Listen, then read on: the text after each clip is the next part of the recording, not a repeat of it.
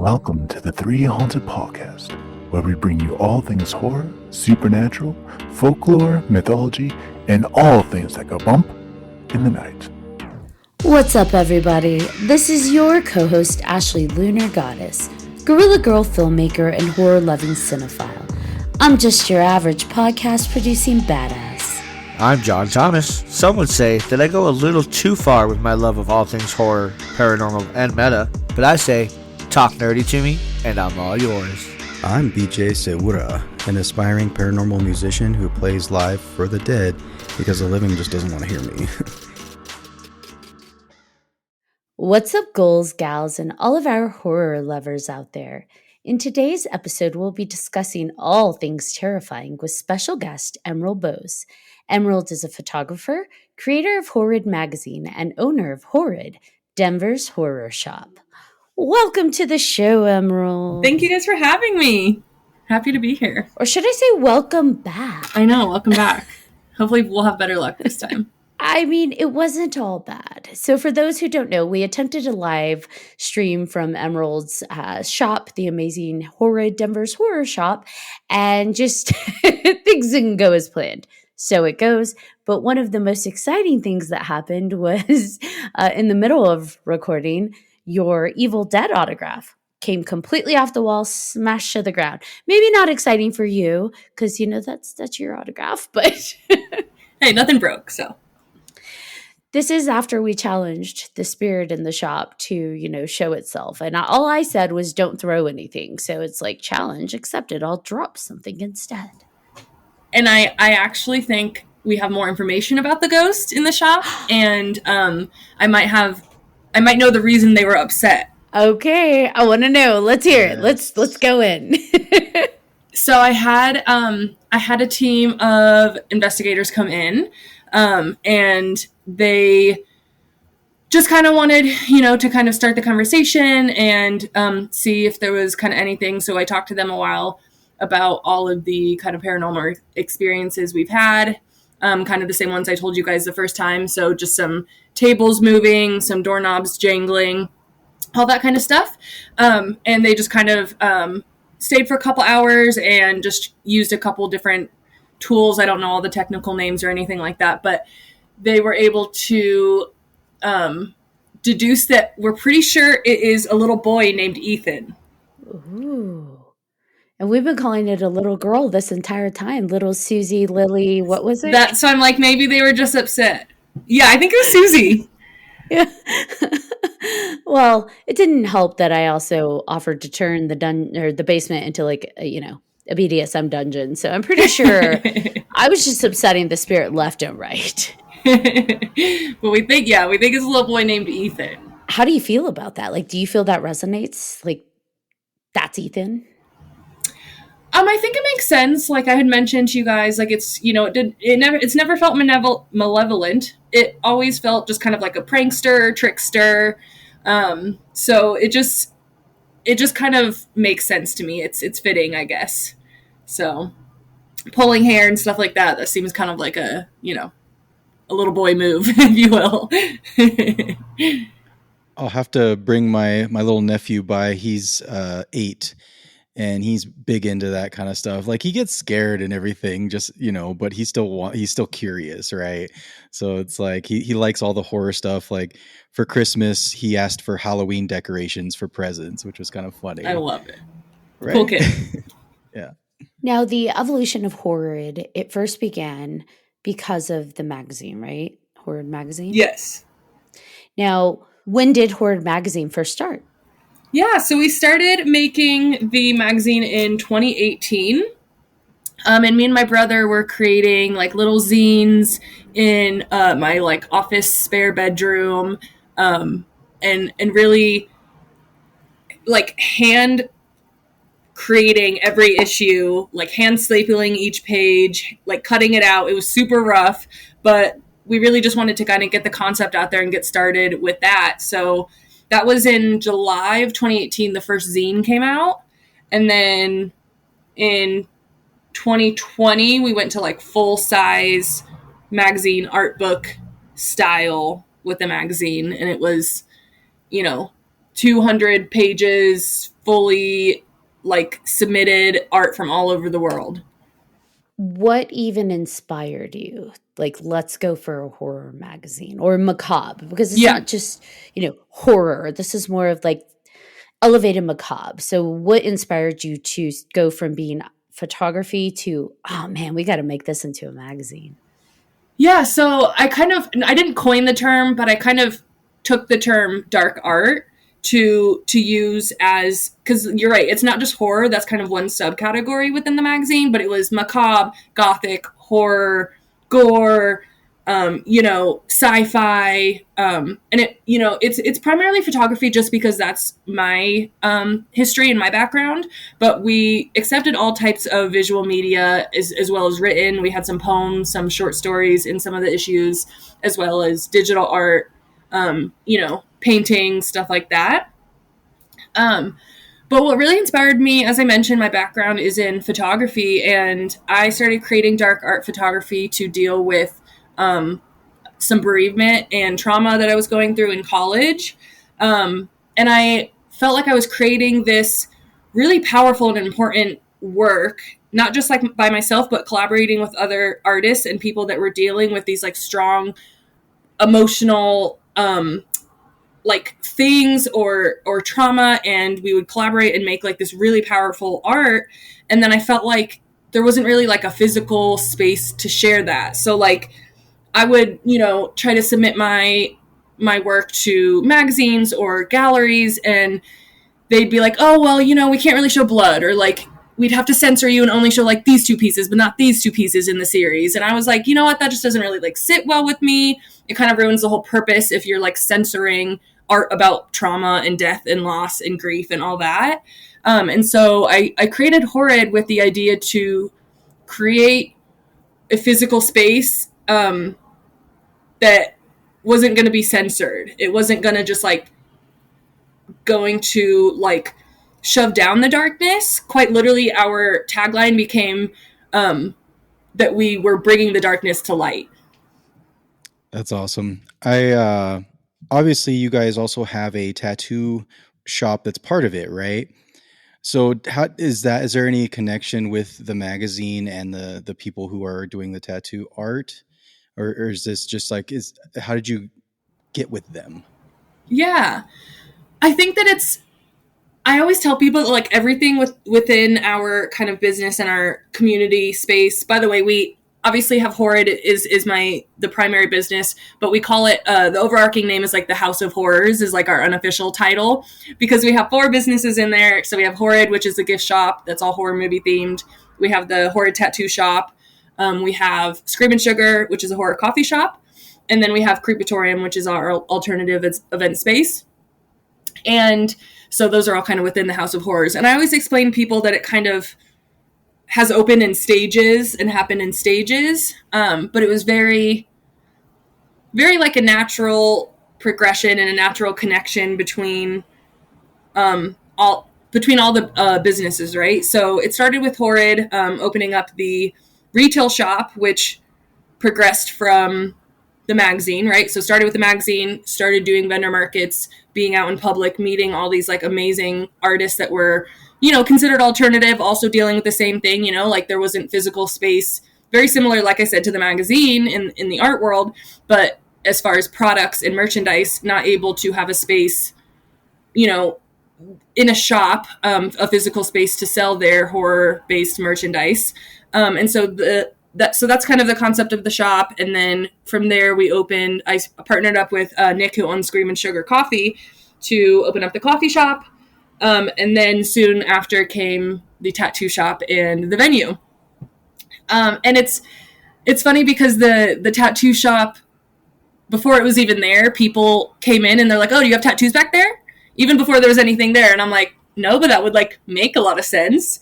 And we already had, I have a lot of friends that were tattoo artists that ended up being the artists that I invited to the shop. And, it just kind of fits with the alternative space in the alternative community to have tattoos and goth artists back there as well. I love that you guys have, the unofficial House of Horrors name, because you walk into, even before you walk into the shop, you drive down the street and you see horrid. Like you have horror art, horror murals on the walls outside of the building. So you know exactly where you're at. And I love that. Yes. Yeah. And it was exciting because the first time I ever went to Horrid, I believe the artist, I don't know if he's done all of the art, but there was an artist there working on art on the wall when I arrived. And I'm like, this is so cool. And of course, he's trying to get stuff done. And I'm just like, and where do you come up with this concept? And how do you do that? And I'm just like, No, he loves it. Yeah, he's done all our murals out front. He's awesome. I want to say his Instagram so that you can find him. Oh, of course, I'm not going to be able to find it now. But Mike is awesome. He did all the murals out front. How often do you add to the murals outside of the shop? Because they are like, it's an understatement to say that they catch your eye. They are such a big pop. He actually did all of those over, I think, just over a month earlier this year. I'm so bad with time frames, so who knows? It could have been last year, but it was warm enough for him to do the murals. So I feel like it was like earlier this year, but he did them all at once within he'd come back every couple days over, I think like within a month or two, maybe some finishing touches, afterwards. But oh gosh. I think when I saw him, he was finishing up the murals behind the guillotine. Yes, there is a guillotine in front of the shop. Or wait, no, not a guillotine. The barracks. What are they called? Yeah, the stocks. I think barracks is also synonym. You do, the torture device. Well, that's what we'll call it. But he was working on, I believe it's Reagan and is it Samara? Yes, yep, exactly. Yeah. I did find his Instagram. His Instagram is Candemonium4. So Candamonium 4. Candemonium 4. Candemonium 4. And his artwork is spectacular. Yeah. Now, is he one of your tattoo artists? No, he does a lot of drawing, painting, digital art, and trying to get into the mural space, which is why we partnered up. And he reached out and was like, I love what you're doing. I'd love to do murals. Like, let's work together. And I was like, heck yes, of course. Kind of showed me some of the previous horror art he'd done. And we just nerded out, and he was like, choose who you want on the wall. So me and Nick kind of collaborated on kind of everyone that we wanted. And she's a huge Chucky and Tiffany fan. So on her side, there's like a little Chucky and Tiffany walking into her building with a little drink. And then, yeah, I love, Reagan from The Exorcist is one of my favorites. And I knew I wanted some like girl power horror icons. So that's why I chose Reagan and, Samara over there. Yeah, I love that you're the horror shop side of the house. I haven't gone into the coffee shop every single time, so I don't know about the coffee shop in this aspect. But I do love that you kind of update it to go with the season. So during Christmas, it was just phenomenal. You had Terrifier up with like a Christmas hat on and like spooky Halloween wrapping paper and horror wrapping paper. It was phenomenal. Yeah, so one thing about Horrid in the shop is, it's 600 square feet. Like, it is tiny, but what keeps it exciting is that I'm always switching it up. Like you said, always changing it. So I try to almost monthly, try to kind of switch up. I have a seasonal kind of monthly table that I switch out with new products. And then, like you said, I decorate for all the different holidays, not just Halloween, of course, but also, like you said, I went hard. Obviously, Terrifier 3 came out with Christmas art, and I just loved like doing that. I was super inspired by that movie, and we don't have enough horror Christmas movies. So I was like, I can't pass up this opportunity, and was able to make like Christmas lights with body parts hanging off of it. And like you said, he was decked out, and I have a bunch of horror mannequins that rotate. So I had Santa Claus art with his bag of tricks. We do need more Christmas horror, that's for sure. I know. I love Black Christmas. I love that movie. Is Gremlins? What would you say Gremlins is? It's horror. Yeah, I think it's horror Christmas movie for sure. Okay. I mean, it's not the most terrifying horror, but it's still horror. No. Fun horror, I guess. I always argue with a lot of us at the House of Horrors, like our staff parties are mostly just arguing about what's horror and what's not horror. We have that conversation so many times, even on this podcast. I think we come to a stalemate when it comes to specific movies, but I still maintain that sci-fi horror is a subgenre, and Aliens and Predator fall within that category. I agree. The one that we've had the alien discussion and like sci-fi. The one we've been talking about a lot is Godzilla and all of those like monsters. If those like King Kong, right? Like if those like count as horror. Oh, I don't think that's ever come up here. Because it's action based, right? Like, I mean, because if you think Godzilla, it's all about the atomic bomb, right? Isn't that kind of what it's based on? Yeah, that was like the concept. So I don't know. That's a hard one, just because I guess we have universal monster creatures like Wolfman, Swamp Thing, Frankenstein, but then you have Godzilla and King Kong, and those, man, yeah, I don't think I would categorize them as horror. But it's like, what makes one and not the other? I'm gonna like, gosh, I'm gonna totally butcher it, but the main argument, because I was kind of leaning towards like, oh, that's not horror, like that's action, you know, but the main argument was like Godzilla, at least, you know, is part of the, gosh, what's the Japanese subgenre? It's like the historic, hold on. I'm such a Googler. I'm like, let me Google it. Is it kaiju? Kaiju? Yeah, kaiju. So basically, yeah, like the Japanese version of monsters, right? Of universal monsters, if you could. So that's fair. And that's a good, I mean, that's a good argument to make in terms of what's considered horror might differ depending where you're at, because absolutely those are their universal monsters and we have ours. So they might think our mummy is not a monster and something silly. So it's just, yeah. Huh. Absolutely. I think the mummy's silly.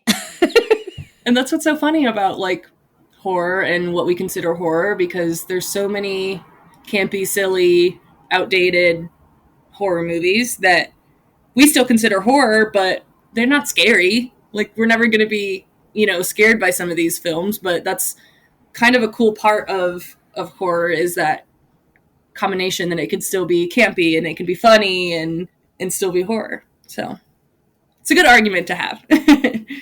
It definitely walks a fine line, and I think the more action we introduce, the less horror it becomes to some. And I think a good example of that in terms of like even us doing that is like with Blade, you have your vampire, but then Blade is super action packed. So some may not consider Blade a horror movie, even though he is, you know, half vampire. And that's one that's come up a lot as well in the same argument is Blade horror. And a lot of people do. That's another great one that's like, you get both sides of. I think Deacon Frost is the only reason it's probably a horror. Sexy horror. No, just you and your vampires. I know. Ashley, It'll like, it's a lifelong love affair here. Nothing wrong with What that. about Jurassic Park out of left field? What is that? That's another one. We have like parallel conversations. That's another one that comes up a lot, and we have decided, because we actually read Jurassic Park in our horror book club a couple months back. And I didn't end up getting through the book. I struggle with reading sometimes, but I didn't end up getting through the book, but I guess like the book is like way more terrifying. I'm not saying the movie's like not terrifying in its own ways, but it's more action to me. But I guess the book is more traditional like horror. Yeah, it's hard to tell like where, and especially with the new ones, like where they're going with everything, like they're leaning, it's going further away from like the dinosaur aspect, it seems, right? When they started introducing like the clone stuff, I was like, what is this movie anymore? Except that to me is when it becomes an actual horror. Because it's like dystopic. Yeah, and also think about what we're already doing in the real world. It's mirroring the real world where they're trying to take DNA from prehistoric dinosaurs, combine it with existing animals to see if they can recreate that. They were doing that, with the mammoth? They're trying to see if they could do that with the woolly mammoth to start restoring the ecosystem. And that gets scary, right? Because then they're like, well, what if we introduce a saber-tooth tiger? And I'm like, what is wrong with y'all? Like, What if we don't? Yeah, what if we don't? Like, so to me, I think that's actually when Jurassic Park starts to get scary, because this idea of like, oh, we have these dinosaurs on an island. Like, okay, that's fun. But then it's like, oh, we're going to start using DNA to create those predators and unleash them on the earth. And then, you hear about that in the news actually potentially being a thing. And it's like, oh no. I've seen the movie. I know where this goes. Well, because then it becomes like I mentioned, like the dystopia aspect of it, that becomes like a social horror at that Yes. point, like more about like, oh yeah, like you said, what are we doing in this world, creating these terrors, and where are we kind of going with all that? So another example that I brought up of this conversation, and very similar to like the social kind of commentary and dystopic type of horror is I was struggling after I watched Quiet Place Day One. Have you guys seen that movie? Yes. That one to me, yeah, hard to watch, right? Like a little too real. It's like it's like The Handmaid's Tale. I can't watch it. It's too real. Yeah. But that movie, I left being like, okay, I liked it. I'm not saying it was bad, but I'm like, okay, but was that action? Was that horror? Like it felt more, to me, that movie, when I left it, felt more action. But then you're making a great point about the kind of dystopia, social commentary element. Yeah, those movies get to me a little more than, let's say, monster creature movies that are like, ooh, werewolf, or, even zombies, although those do get to me, but like the ones that are a little bit more realistic, like this could happen. This is how vulnerable we are and could crumble that easily, which is why I think 28 Days Later got to me so hard, because it's like, man, if something like this happened, we would crumble. That is a really big vulnerable spot that we as a human species kind of we think we're at the top, and it's like, ooh, maybe not. Maybe we're not at the top of the food chain. Like, don't bring the saber-tooth tigers back. Like, that we cannot fight those.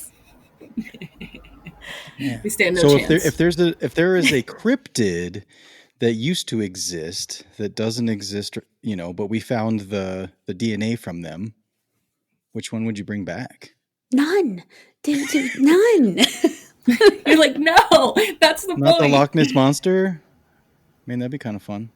I mean, I've personally been like really into Mothman lately. Mothman, that's awesome. Here's the thing, though. Do we really know that the Loch Ness Monster isn't a predator? Like, I mean, it's a gamble, the right? kind of the whole point. Hey, I don't remember if I told you guys this last time.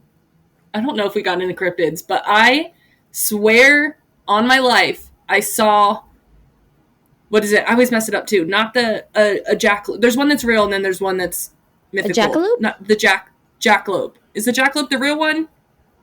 Jackal. Yeah. Wait. A jackal is not real, I don't think. A jackal, isn't that what got like Rosemary's Baby? The dingo. The rabbit with horns. That's a jackalope. Jackalope, yeah. Jackalope. So apparently those don't exist. They're like mythical creatures.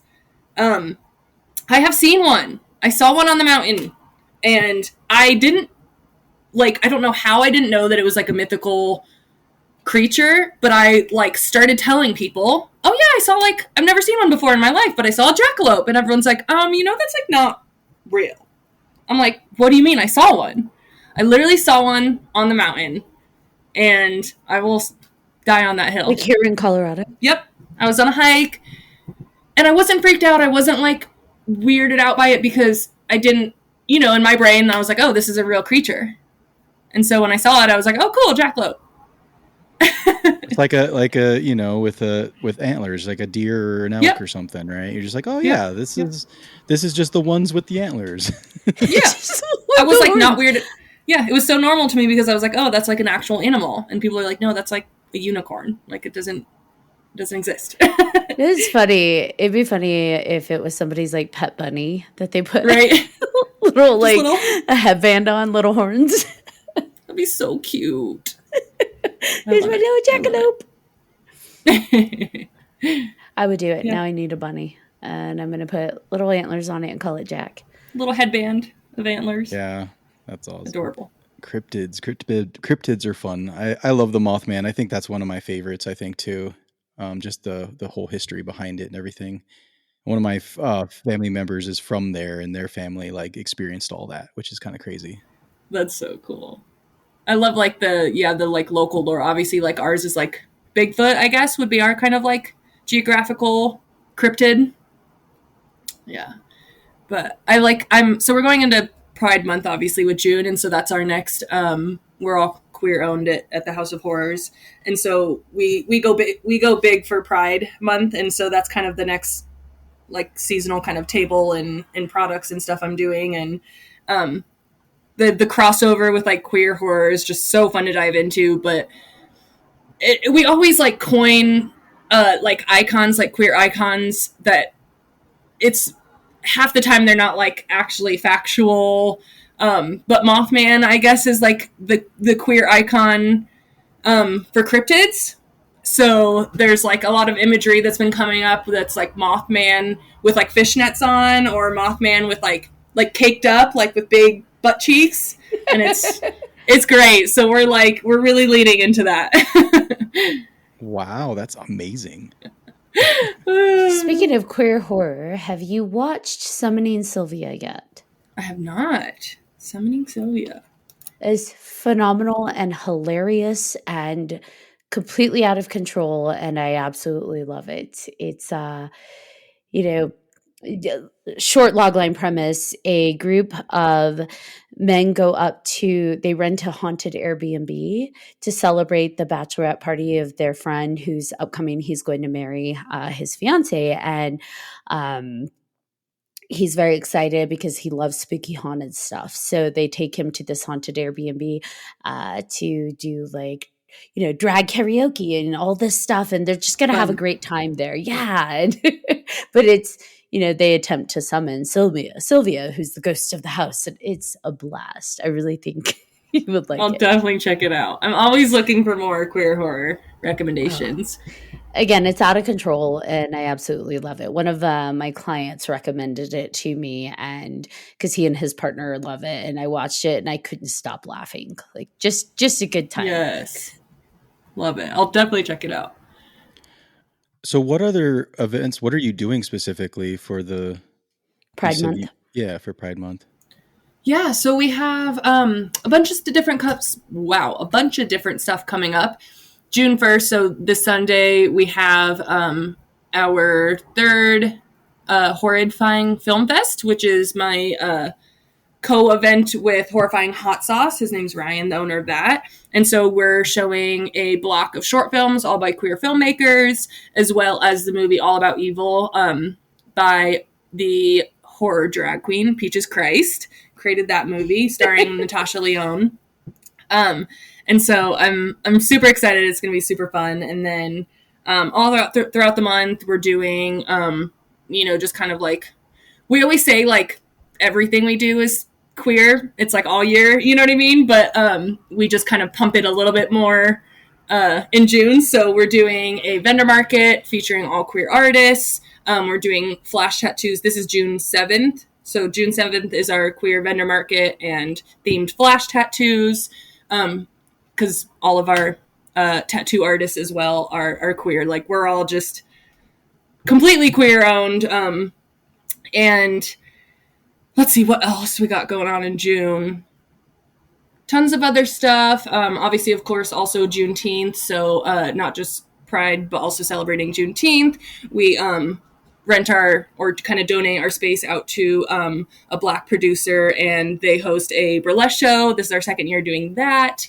And yeah, so tons of fun stuff all month. I'm sure there's tons of more, but Well, I mentioned this before, and I'll say it again. I absolutely love that you and your House of Horrors team is creating this alt horror inclusive community. And, I don't even want to say horror because it's just dark art. Like, you're giving a space for people to have a voice and explore all of these feelings and emotions and express themselves in ways that there's really not a common outlet for. And so it's great to see it come to life.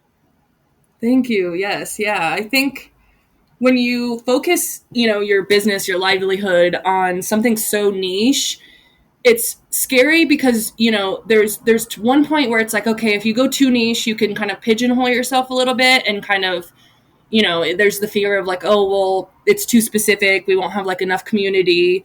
But I think that what we're doing is interesting enough because there's not, a lot like it. I think a lot of major cities, like, we've been inspired by some businesses in LA, in New York. There's some awesome like horror oddities businesses in some of the bigger cities, but we have people travel to us from all over that are just like, oh, I wish there was something like this in my city. And so it just sticking so hard to our niche has actually kind of done the opposite and helped us become so successful in that way. So it's just, like you said, just kind of creating this community that there isn't a lot of in our country or in the world, really. And, it's helped us kind of create that community. And we have regulars, especially, I mean, obviously with coffee, you get, all types of people, but we have regulars that never really liked horror, haven't really been into horror, and we kind of try to push. We're like, go watch this movie or go watch this, try this, because I'm a firm believer in there's horror for everyone, but I also totally understand if it's not your thing. Like, I'm not gonna say it's for everyone, but I think if you experiment and try enough things, there's a horror movie out there for everyone. But yeah.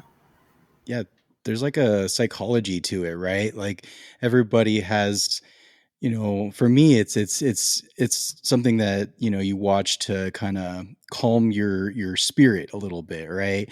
Like sometimes, like I feel like everybody comes to horror from a different place, right?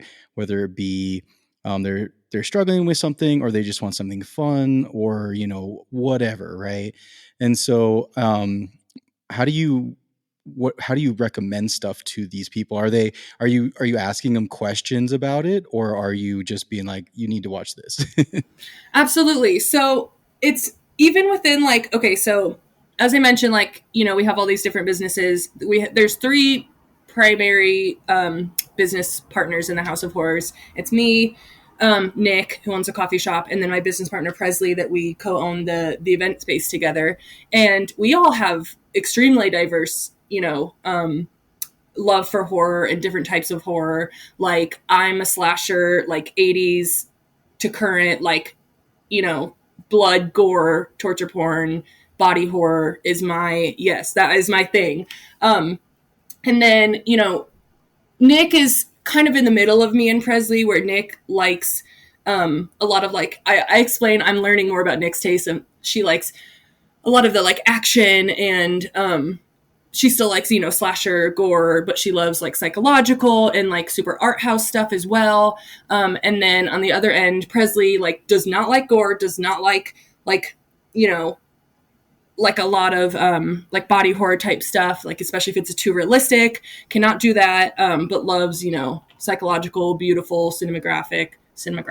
I think I made that word up. You know what I mean, though. Loves that kind of horror. So, like you mentioned, like I do ask questions, and I'm like, okay, like if you can't do gore, that doesn't mean like you can't love horror, right?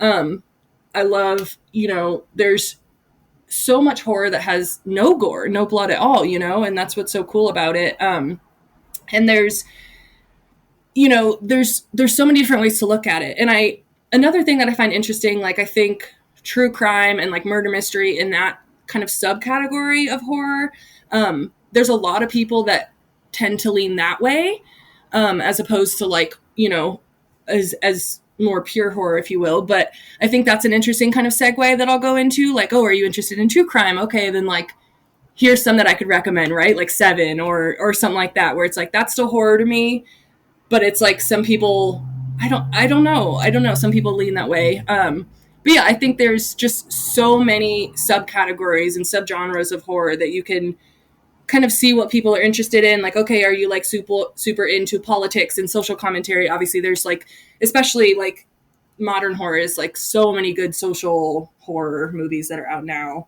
But yeah, I think there's it's just so diverse. It's hard to say. Or another old one, They Live. They Live. Mm-hmm. And I don't know if you would, we were talking about earlier, if you consider, social commentary, like some films as being horror, and Oh They yeah. Live is definitely a horror, alien kind of sci-fi thing. And I Yeah, just that's love like it. one of the true like classic horror social commentary films. Like that's a great example.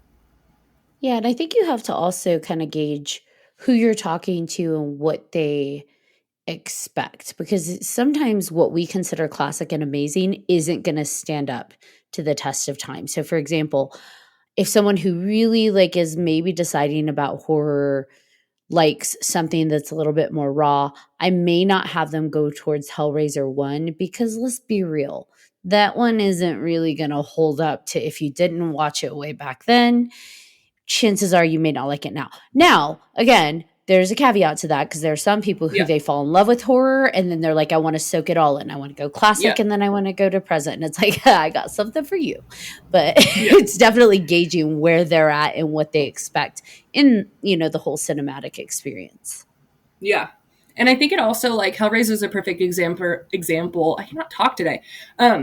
Because, Clive Barker wrote Hellbound Heart, and it really depends, like, are you a cinemaphile? Do you like horror literature? Do you kind of appreciate both? That's like a huge part of it. And we talk about, like I mentioned, we have a monthly horror book club that we do. And we actually started it, we reframed it to make it a little bit more accessible to everyone. But when we originally started it, we were primarily doing horror books that either had a film adaptation, and we would watch the movie and then talk about both, because it's fun to nerd about the differences and what worked in film but what didn't work in the book, or vice versa. But then now we just kind of focus more on the books, and then we'll do homework with the movie part. But or like if it wasn't like a film adaptation, we would find a book and then be like, here's like a super like similar concept in film, right? But that was really fun to do, and it's really fun to nerd out about the difference between horror literature and horror film. But some people, like I say, I struggle with. I used to be a huge reader, and I feel like just as I've gotten older, I've struggled with it a little bit more, my attention span. But You're also running like a whole house of horrors, so there's not enough hours in the day. I wish I had more time to read. I'm getting back into it. I just actually finished The Ring.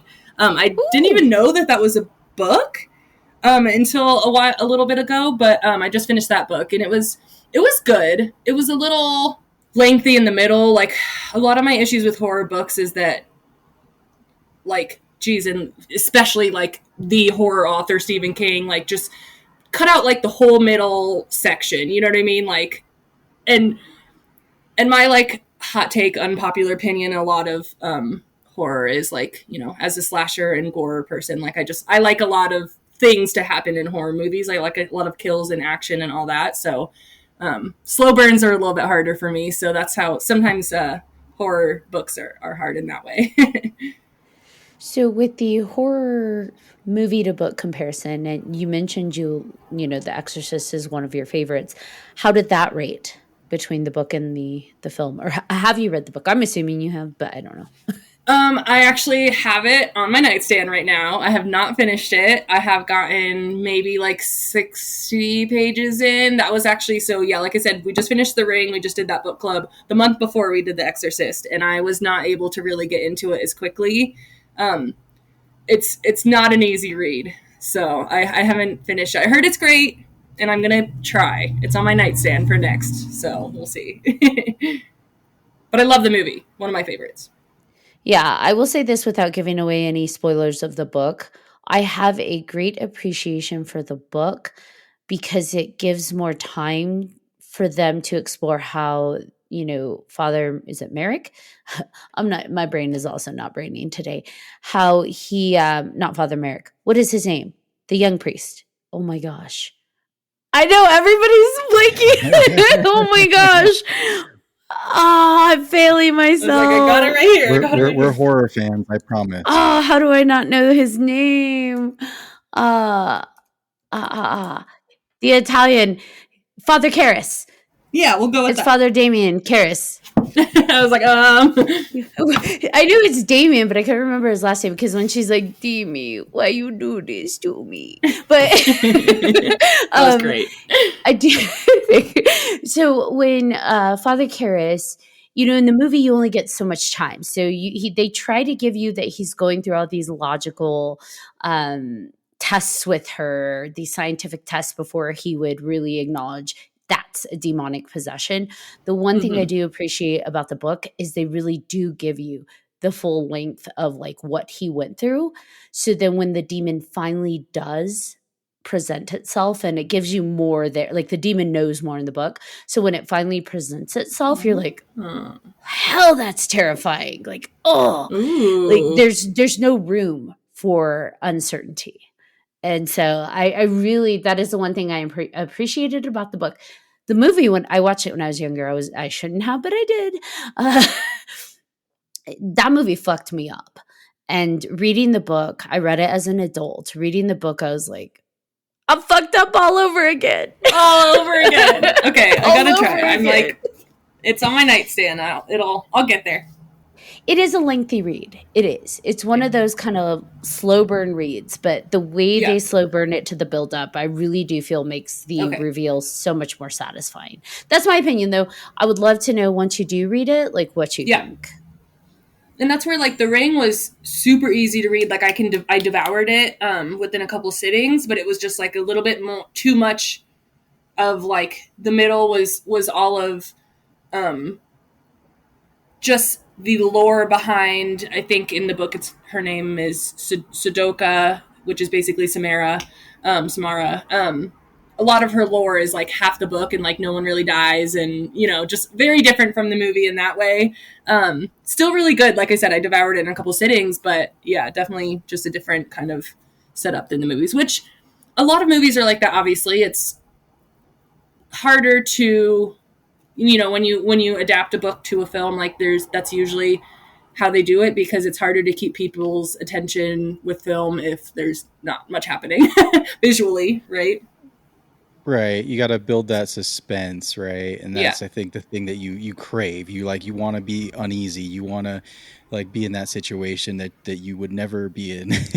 And see how these people deal with it. Yeah. Or it's too real. It's either you'll never be in it, and so that's terrifying because it's like this unknown, this like monster type thing, or it's like too real and it's scary because you're like, oh, this is like us in 5 years, 1 year, whatever. Outside of the horror shop having some, spooky things that occur and your Evil Dead Ash being dropped off the wall, which I still take personally, by the way. Did we say Ethan? Ethan's like, you're going down, Ashley, because, he dropped Ash. Oh, yeah, that's true. That's true. But outside of that, have you experienced any paranormal stuff in your life? So, as I mentioned, I did like dark art photography, and I collaborated with a lot of models and, artists and people that just wanted to create art about their trauma or nightmares or all of that. And so part of that, I got really into like commonly called urban exploration, like, exploring abandoned places. So, a lot of people take the more historical approach, and they would, take really cool, awesome, well-lit technical photos of like the haunted places, or set up a little scene, which is like, I love that so much, that part of urban exploration. But what I my twist on it would always be, I was always like a portrait photographer. So always doing pictures of humans was always my interest. But in these settings, right? So whether I'm collaborating with a model or I'm collaborating with, I wouldn't say like a normal person, but you know what I mean? Someone that just wanted to kind of express these emotions and these feelings and work through something. Because I'm like, everyone can be a model. Like, everyone has that ability and can look awesome and look scary, or look however you're, wanting to look. I would, explore these abandoned places with them and set up, cool settings and try to evoke these emotions with these like terrifying places, right? So, and I've been to tons of places all over, not just Colorado, but I did a whole tour with one of my friends who also has done a ton of like abandoned exploring, from Baltimore back to Denver. So we've done, I mean, I've done a bunch of stuff around Vegas. I'm like, the Clown Motel for some reason has been coming up so much in like social media. It's like super viral right now, but the Clown Motel, do you guys know what I'm talking about in Nevada? Okay, you have to look it up. The Clown Motel is like this famous, spooky, supposedly haunted by clowns. Like, this guy just made this like terrifying, and I'm not even afraid of clowns, but this place is terrifying. And it's like in Nevada, like in the middle of nowhere. Like, I think it's Tonopah? Is that what it's called? Anyways, look up the Clown Motel. It's awesome. You could stay there? Yeah. Yep. It's like a real motel, and you go in the gift shop and it's just like hundreds and hundreds, like covered in like clown statues and art, and it's wonderful. It's so creepy. It's great. It's wonderful. Yeah, I love it. Terrifying, but great. But yeah, I've done a lot of haunted kind of exploring, and never really like in a paranormal way, more in the like, you know, I've always went in like respectful and kind of used my like witchy background to be like, if I'm not welcome here, like let me know, I'll take the hint and I'll leave. But like, you know, I'm gonna like make some art here, and it's all in you know, and for healing and for positive stuff. But there's been a couple places that, like a lot of places, I'm like, okay, I don't really necessarily like feel a lot when I walk into these places. But there's been a couple places where like every single time I've gone, it's like, whoo, just like pit of my stomach, like dark feeling. And some of it is like makes sense. Like the main two that I think about are the Ludlow Massacre site, which is in Colorado, which is a settlement that the National, gosh, I hope I'm not butchering this, it's been a while, but I think it's the National Guard came in and like ended up murdering like a whole like village of people. Super sad story, like definitely recommend like reading about that more, but especially like it's, you know, Colorado. It was like there was a union workers strike, I believe is what it was. I don't know if you guys know the history of this. I'm terrible with history, so don't quote me on anything, but super sad site. And then there's like a schoolhouse and some different houses and stuff like that, and that was a really sad, like scary kind of feeling walking through that. And then the other site, which I don't think you can really explore anymore, is Deerfield, Colorado, which they've mostly like fenced it off now, and I don't think it's like safe to access anymore. But it wasn't like a historical site, so it was more kind of open to explore for a while. But Deerfield, Colorado is the first. They had like a plaque there, like I said, historical site, and it was like the first African American settlement in Colorado. So that place was really, really cool. But it was, again, just like kind of a dark feeling whenever I would go in. Like I'd always be, even if it was the middle day, if I was with people, I was always kind of spooked going in there. So I don't know if it was a specific like ghost experience, but more just like the mood of some places that I really feel. Is there a specific criteria that you kind of go for whenever you're choosing these places? Or is it like, does it just depend on, what does it depend on really? Like you mean... Like, why do you choose certain places over others? I think I love like going to a place for the first time, because you just never know like what you'll find. I love places that are like, because a lot of like the lore and like the whole thing with like urban exploration is like you can't tell, you're not supposed to, it's illegal. A lot of it is illegal. So one, you don't want to like tell the world that you're going to these places, but also of course like the more people go, the more destroyed it gets, the more like locked up it gets, less accessible it gets. But then also the more people steal and vandalize and as well. So it's really cool to find a spot, and, you know, obviously photographers that do this and people that explore, like there's community and Reddit threads that if you're trusted and known in that, you can get like other people to tell you. But a lot of people, you know, you don't just post it like the address publicly for everyone. So it's a lot of like whispers and like knowing people. And, you know, if you're kind of trusted in that community, then you'll know good spots. But the coolest spots are always the spots that like are so hidden and out of, you know, the public reached, because there's like furniture and old electronics and things that are still there, as opposed to just like a shell of like an abandoned building, right? So there's like cool houses that just still have like clothes hanging, and I love that, where you can like flip through books and you see the years, or like journals and stuff like that. Like that was always like the coolest stuff. So like I said, there's spots that I go back to a lot, but then there's some spots where it's like, oh, I'll drive 3 hours and it's just like a shell of an old building. And I'm like, okay, that's not really that cool. Like just some wood planks. So I wouldn't go back there again, right? But it's like, if it's an hour away and no one knows about it and there's all these cool rooms, then you start coming up with like concepts too, right? So when I would like start collaborating with someone, if I'm like, oh, they really wanted to like express, I don't know, like this, I can't think of anything specific, but then I'd be like, oh, I know this like perfect room because it has this like trunk of old clothing in it or something like that. That was be kind of how I would like choose, kind of based on the concept or the emotion they were trying to express. Do you keep like a book or a journal or something of ideas of photo shoots that you'd like to do? I used to do, I joke like I'm like retired from photography now. I haven't really done it. I just don't really have the time. I honestly feel like 2019 was like my most creative, amazing, booked, busy, conceptual. Like I created so much amazing art with people in 2019. And then of course 2020 happened and all of that was like done. And I haven't really since then been able to get back to it, but also kind of coincided with, starting HORRID as a physical business and really focusing on that more. And so not just like because of COVID, but just time and energy. I don't do it as much anymore. But yeah, I used to keep, Pinterest boards, notes in my phone of random like quotes from, horror movies obviously have always inspired me. So if I really connected with like a quote from a movie or a concept from a movie, I'd write that down. One that I have had written down, or I guess an inspiration, I want to do like a substance inspired photo shoot so bad. Oh, you said you love like, body horror. Wow. Yes, exactly. That movie has been like the latest one, like, that has inspired me, or I'm like, oh, I want to do like a white bathroom, super sterile, like green slime inspired photo shoot.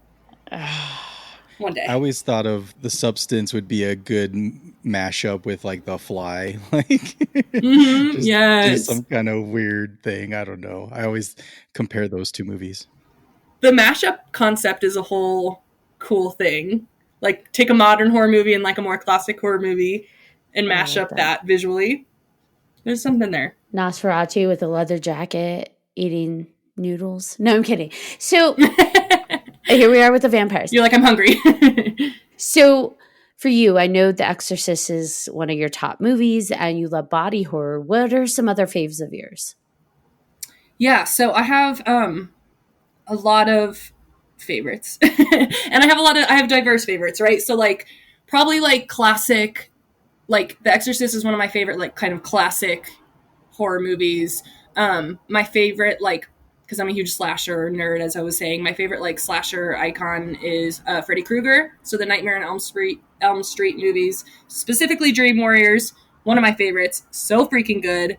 The like, oh, the TV scene, the like, welcome to primetime, bitch. yeah. Philip. I was like, just doing the movements, right? Obviously, this is audio, so they can't see my movements I'm doing. But like, I mean, you want to talk about body horror? He's having his veins literally used to puppeteer him. I know the like puppeteer scene is at the vein. Oh, so good. Yeah, he's always been my favorite. Again, because of the connection with nightmares. Like, he's obviously a terrible person and all that. Terrible monster, if you will, obviously. But yeah, the connection with like being haunted in your nightmares is something I really resonated with. So he's always been my favorite. As far as like the traditional kind of slashers. Of course I love Ghostface. He's also, everyone loves him. Can't go wrong with Scream. But yeah, so probably, yeah, Dream Warriors, Exorcist, Donnie Darko is another one of my favorites. And then Cabin in the Woods. So real diverse, got like a little campy, comedic, some psychological, sad boy horror. I love a little bit of everything. Yeah, I think Scream is more our generation, right? It was kind of our generation of like new horror that was, it was still, Wes Craven, but it was relating to us, and it was that, using horror to talk, using that the tropes in the movie, right? And that hadn't really and it's been so done meta, before. which I love. I love meta horror. Like Cabin in the Woods, the reason why I love it is because it's like the amount of references to different horror movies, right? Like, I want to do a game like a bingo or something like that, where it's like, count how many references in Cabin in the Woods to like other horror movies, right?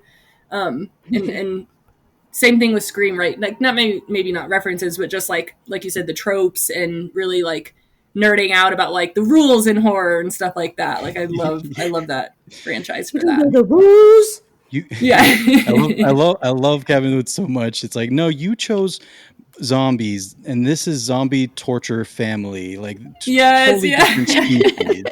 Totally different. And then the merman, of course, is one of the best scenes in that whole movie. I do love that Scream brought back the horror icon, because I feel like we lost that for a little bit. You know, we have Freddy, we have Michael, we have Jason, like these, you know, Pennywise, Pinhead, like you go on back in the day. And then for a while we lost it, which is okay, because there's still a lot of amazing horror stories to be told. Yeah. But there's something nice about having horror icons as well. So I do like that Scream brought it back with, you know, Ghostface. And that is something that I nerd out about a lot with Terrifier, right? So I think Damien Leone is so genius in that way. And of course, David Howard Thornton, like playing Art the Clown, is so genius. But what I love about what Damien Leone is doing is he's creating another icon. He's creating this lore and this history and this background. So like the first one was like this, you know, low budget, like slasher, body horror, like gore, torture porn, like vibe. And then you kind of are obviously introduced to Art. And then the second movie really goes into like the lore. Like, it gives him a theme song, and it gives him like, you know, the clown cafe. So there's like other characters, and what's her name? The other, like, gosh, she has a name. The little like clown girl. Oh my gosh. Susie. No, I'm just kidding. Susie, stop. Oh my gosh, it's going to bug me. But he is really smart with what he's done with Terrifier to create a whole lore. And now that, you know, much like Mike Myers or, you know, Pennywise, is Art the Clown is not a person. He is demonized. Like, he's becomes this like demon undead figure in Terrifier 2. So, and that, you know, the hero arc in the second one, like, he's just created a new icon, I think, in horror. Bringing back like the icon in horror is super awesome. And also something that, speaking of, sorry, I'm obviously nerding out about horror. No, do it. Let's nerd out. Something I love about like Ghostface and Scream is they have like made horror cool again for the younger generation. Yes. And so, you know, so like I joke that like I could just have a Ghostface or a Scream store. Like, my whole store could just be Ghostface or Scream, and I'd be just as successful. Like, it is so like trendy. I guess, you know, that's it's not a bad word, but it's like, it's so in right now. Ghostface is with the younger generation, and I feel like it's the gateway. Like, Ghostface is like the gateway horror right now. So they're getting into Scream and all that, which I have a whole Scream bathroom on the other side of this door, all Ghostface themed. But the franchise has grown up with us, but then also like modernized for this like new generation of horror lovers, and I love that it's doing that. First it's Ghostface, then it's Art the Clown. Yes, exactly. Art the Clown's a little polarizing because it's a little bit much for some people. Yeah, it's a little bit much for some people. I get it. What's the next one? The next generation's. So it's Art the icon. Clown, right? Yeah, the next icon. Would it be, you think it would be something? I mean, it's got to be something completely different, right? I don't know if maybe it hasn't been invented yet. Yeah. I mean, original horror is popping right now. So yeah, who knows? I mean, I'm loving the originality of horror movies that are coming out this year. We are getting some reboots. We are getting some, you know, refreshes, but there's also a lot more originals. So I agree. Who knows? I'm excited to see, though. I know there's been like some kind of like slasher icons coming out. I don't know, not to like talk crap about these movies. I don't know if they have like the everlasting or franchisability. But I know there's like, you know, the In a Violent Nature killer, or Hard Eyes is a new one. So we'll see. Like, I don't know if they're there yet, but well, they're trying to make Megan an icon. They're giving you yeah. 2.0. They're giving you, like, she's the next Chucky. I don't know if I'm vibing with it. I wasn't even down with the original Chucky. Sorry, Nick. Right. I mean, it's not that I was opposed to the original Chucky. It just wasn't my vibe. So I don't know. It's interesting to see because I don't know. I want to see more vampires, obviously. Well, the thing with Megan is it's just a lot of I think the Black Mirror as the TV show, or at least for me, has kind of brought me into that sci-fi kind of horror aspect of things when we talked about all the things that could be real, and that's what's scary about it. There might be something that comes from that, right? Like Megan, if not her, something else. The AI robot that's what I'm realizing is I think is the most current trend is the AI robot companion, element. The movie Companion was great, by the way. That's my new favorite AI one.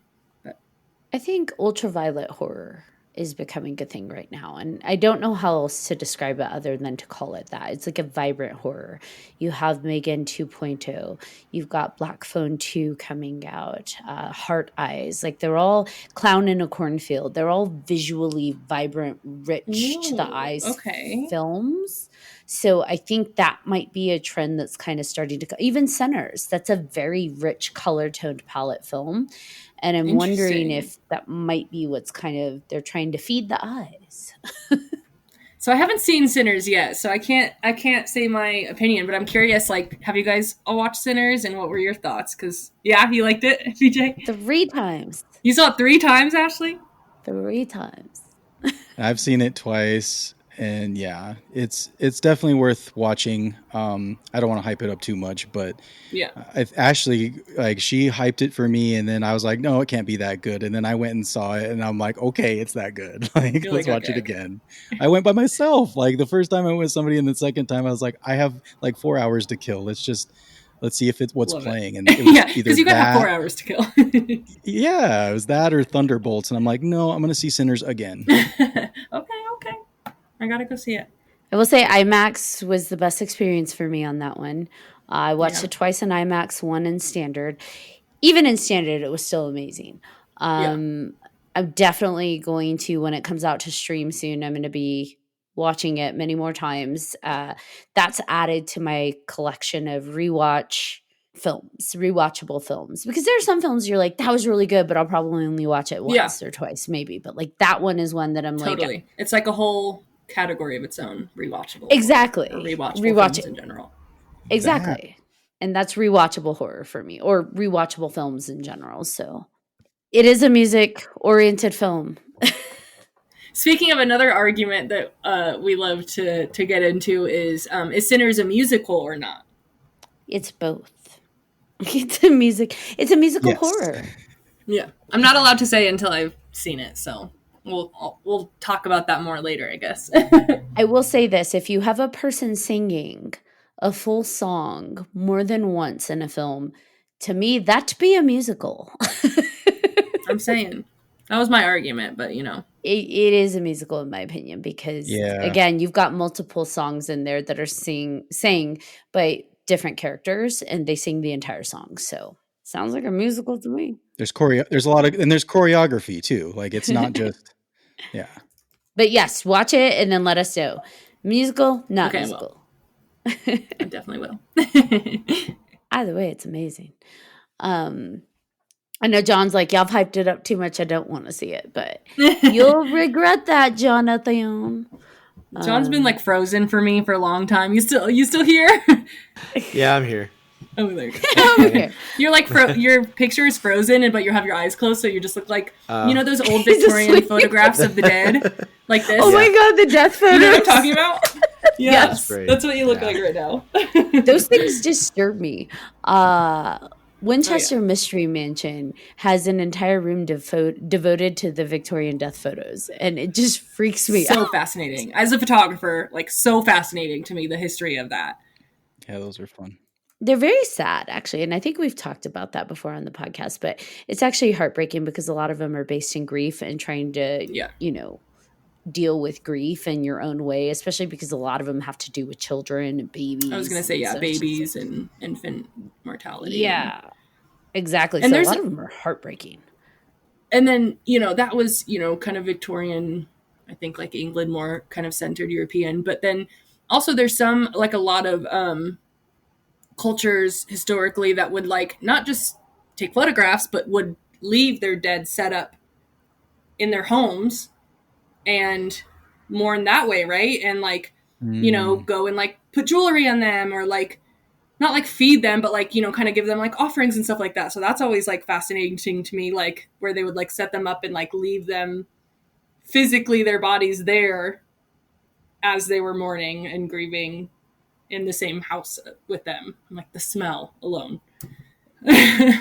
There's this folklore out there. I don't know if, again, over time, I don't know how real it is, but Yeah. there's folklore out there that way back in the day, I think it was in Russia, they would set up bodies that had passed in the wake room. And so, it might be in a coffin, a casket, and maybe in a chair. It just depended on the family. And it would stay in there for about a week. However, it gets dark because they would have assigned maybe it's one family member, maybe they rotate, but there would have to be one family member in that room throughout the night because they had to watch the body. And not like the body's going to get up and move. There was the fear that if you had a deceased person in the room, that something, not necessarily the Grim Reaper, but something malevolent would come and try and steal the soul of that person, Attached to the body. Okay, yeah. hadn't quite departed yet. And so it was like they had to, but if a living person is in there, then it wouldn't be able to enter the room. They kind of protect it from happening. Yeah. Yeah. And it's just like, oh my gosh, could you imagine not being able to go to the bathroom and you have to stay awake all night? And like, we just like, because like in my mind, right, this is where I would start spiraling. I'd be like, did they just move? Did that body just move? It's in the room. Yeah. Or you have to bring a mirror with you to the bathroom, just like stick it out the doorway so you can still see. They probably had like buckets back then, especially if it's like old, just pee in the corner. Yeah. To your point, like, did it move? And like, if you doze off and wake up, it's like, wait, is it where I left it? I don't know if it's quite a couple like, inches. Did it move an inch? Like, I don't know. Scary. Scary. Yeah.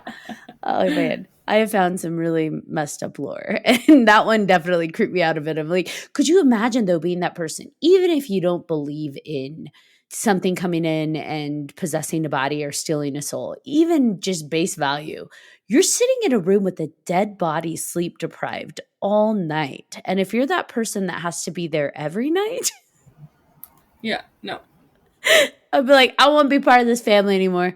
I kick myself out. Yeah. No, I'm good. I'm not that brave. No.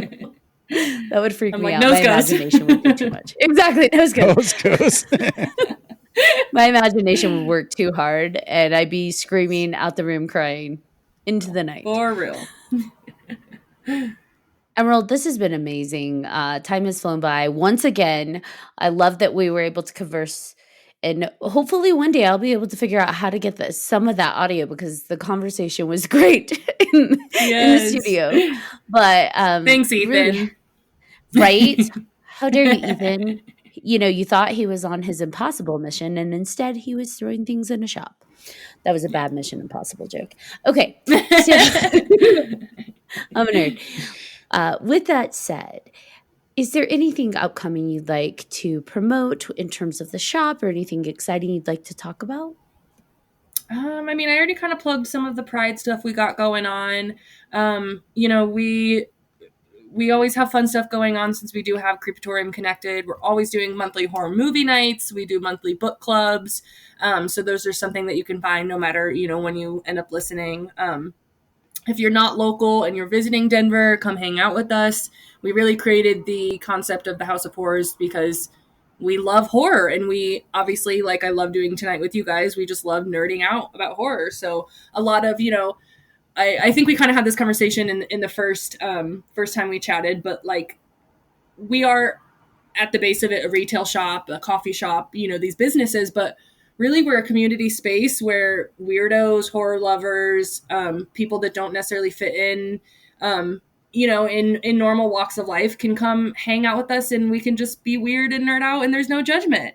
So, if you're visiting Denver, like I said, come hang out with us, nerd out about horror with us, or if you're local, you want to just like watch horror movies while you like work remote, come hang out in the coffee shop, and that's what it's all about.